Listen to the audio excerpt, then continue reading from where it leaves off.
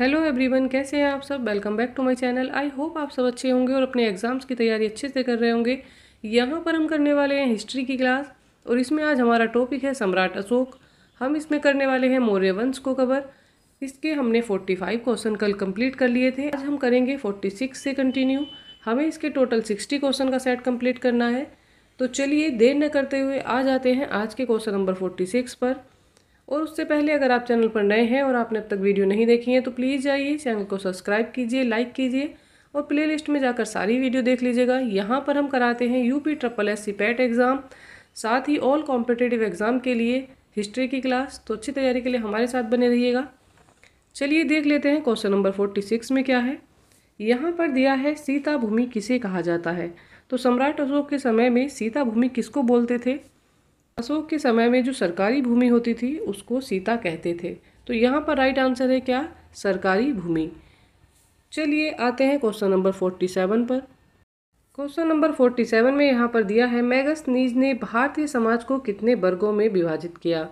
तो मेगस्थनीज ने भारतीय समाज को कितने वर्गों में बांट दिया था। चलिए यहाँ पर आंसर देख लेते हैं। मेगस्थनीज ने भारतीय समाज को 7 वर्गों में बांट दिया। और वो 7 वर्ग किस प्रकार हैं, चलिए उनके नाम भी हम यहाँ पर देख लेते हैं। पहला वर्ग हो जाएगा यहाँ पर दार्शनिक, दूसरा वर्ग हो जाएगा किसान, तीसरे वर्ग में उन्होंने अहीरों को रखा और चौथे वर्ग में थे कारीगर। देख लेते हैं पांचवा वर्ग। पांचवें वर्ग में थे सैनिक, छठे वर्ग में थे निरीक्षक और सातवें वर्ग में थे सभासद। यहाँ पर आपने सभी वर्गों के नाम भी जान लिए हैं। मेगस्थनीज ने भारतीय समाज को 7 वर्गों में विभाजित किया। तो राइट आंसर क्या हो जाएगा, 7 वर्ग। चलिए आते हैं नेक्स्ट क्वेश्चन पर। 48 में दिया है रूप जीवा किसे कहा जाता है। तो रूप जीवा की बात यहाँ पर हो रही है। चलिए आंसर देखते हैं। यहाँ पर राइट आंसर हो जाएगा स्वतंत्र वैश्यवृत्ति को अपनाने वाली महिला को रूप जीवा कहा जाता था। तो जो महिला अपनी मर्जी से स्वयं वैश्यवृत्ति को चुनती थी तो वो महिला रूप जीवा कहलाती थी।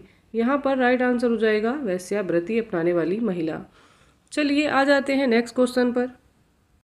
क्वेश्चन नंबर 49 में दिया है नंद वंश का विनाश करने के लिए चंद्रगुप्त ने किस राज्य की सहायता ली। तो चलिए राइट आंसर पर आ जाते हैं। यहाँ पर राइट आंसर हो जाएगा नंद वंश का विनाश करने में चंद्रगुप्त ने कश्मीर के राजा परवतक की सहायता ली। तो यहाँ पर राइट आंसर हो जाएगा क्या, कश्मीर के राजा परवतक। चलिए आते हैं नेक्स्ट क्वेश्चन पर। क्वेश्चन नंबर 50 में दिया है मौर्य शासक कब तक रहे। मौर्य जो शासन काल था वो कब तक रहा। यहाँ पर राइट आंसर हो जाएगा मौर्य शासक 137 वर्षों तक रहे। मौर्य शासकों ने 137 वर्षों तक शासन किया। तो राइट आंसर है 137 वर्ष। चलिए आते हैं क्वेश्चन नंबर 51 पर। क्वेश्चन नंबर 51 में दिया है भगवत पुराण के अनुसार मौर्य वंश में कितने राजा हुए। तो कितने राजा मौर्य वंश में हुए। चलिए राइट आंसर यहाँ पर हम देख लेते हैं।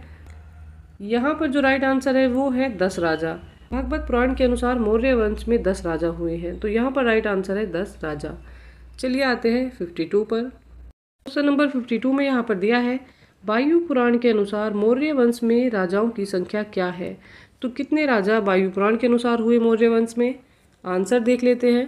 वायु पुराण के अनुसार 9 राजाओं का जिक्र यहाँ पर मिलता है। तो मौर्य वंश में वायु पुराण के अनुसार 9 राजा हुए।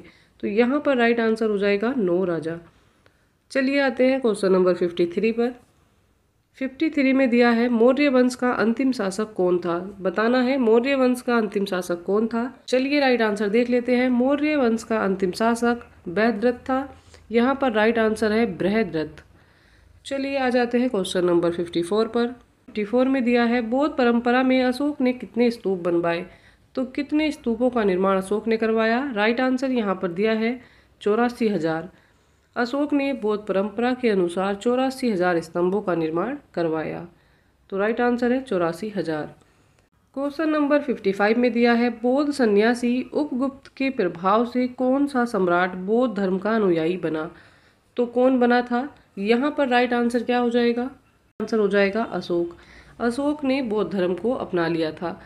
चलिए आ जाते हैं नेक्स्ट क्वेश्चन 56 पर। यहाँ पर दिया है भारत का राष्ट्रीय चिन्ह क्या है। तो भारत का राष्ट्रीय चिन्ह क्या है।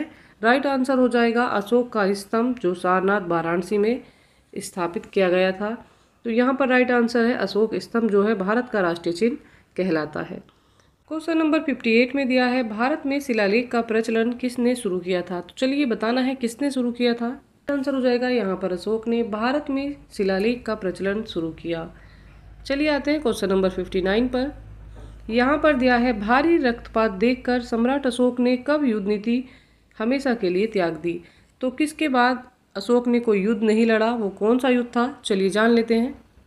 यहाँ पर राइट आंसर हो जाएगा 261 ईसा पूर्व में कलिंग युद्ध जीतने के पश्चात सम्राट अशोक ने युद्ध नीति को हमेशा के लिए त्याग दिया और बौद्ध धर्म को अपना लिया था, क्योंकि उसमें बहुत ज़्यादा रक्तपात हो गया था, निर्दोष व्यक्तियों की हत्या हो गई थी। तो उससे अशोक का मन जो था बहुत आहत हो गया और उन्होंने हमेशा के लिए युद्ध को त्याग दिया। चलिए आते हैं आज के क्वेश्चन नंबर 60 पर। मौर्य साम्राज्य का कौन सा शासक सीधा जनता के संपर्क में रहता था। तो कौन सा शासक था, चलिए आंसर देख लेते हैं। राइट आंसर है सम्राट अशोक। इसी के साथ सम्राट अशोक पर आधारित प्रश्नों की जो सीरीज थी ये यहाँ पर कंप्लीट हो जाती है। नेक्स्ट सीरीज हम चंद्रगुप्त पर करने वाले हैं। UPSSC पैट एग्जाम में जो सिलेबस दिया है उसी के अकॉर्डिंग हम हिस्ट्री के टॉपिक कंप्लीट कर रहे हैं, उन पर आधारित प्रश्नों के प्रैक्टिस सेट लगा रहे हैं। अच्छी तैयारी के लिए हमारे साथ बने रहिएगा।